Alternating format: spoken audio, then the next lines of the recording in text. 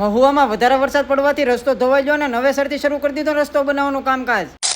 જય દ્વારકાધીશ મિત્રો, સવારમાં નાઈ ધોઈને થઈ ગયો તૈયાર અને ગાડી કાઢીને નીકળી ગયો ગામ તરફ જોવા માટે. અચ્છા ઓફિસે પૂગ્યો અને આવી જા ભવિષ્યના પીએસઆઈ ફોર્મ ભરવા માટે. કમરા મેં આવો. એટલી વારમાં ઓફિસે ભેગું થઈ ગયું મંત્રીમંડળ અને હાલતીથી ચૂંટણીની વાત. પછી તો હું મિત્ર આપણે કાળી પરીને કાઢીને નીકળી જાય મહુવા તરફ થઈને ભાઈ. જી તો મહુવાની અંદર એન્ટર જ ચા થા તા તો જયેશભાઈ કહે છે કે અમારે પિઝા ખાવા છે. फिर से आ गए रे बाबा, इधर जहर खाने का पैसा नहीं है, तू જા રે. જયેશભાઈને નાસ્તો કરવો એટલે મારે થોડી ના પડે. પછી એને લઈને આવી જાવ દ્વારકાધીશ ફૂડ ઝોનમાં. અમે નાસ્તો કરીને બે વાટે ઉભા થતા ગોપાલભાઈ આવી જાય અમને લેવા માટે.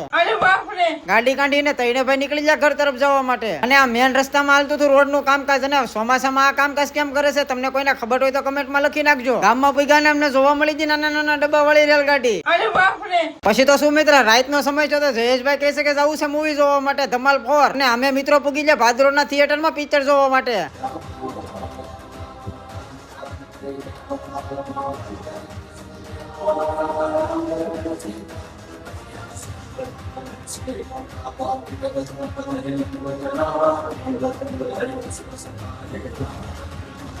તો મિત્રો અમે તો આ મૂવી જોઈ આવ્યા છીએ. તમે કોણ કોણ જોઈ આવ્યા છો તે જરી કમેન્ટ કરી દેજો. તો ચાલો હવે મળી જાય બીજા મિની વ્લોગમાં. ત્યાં સુધી બધાને જય દ્વારકાધીશ.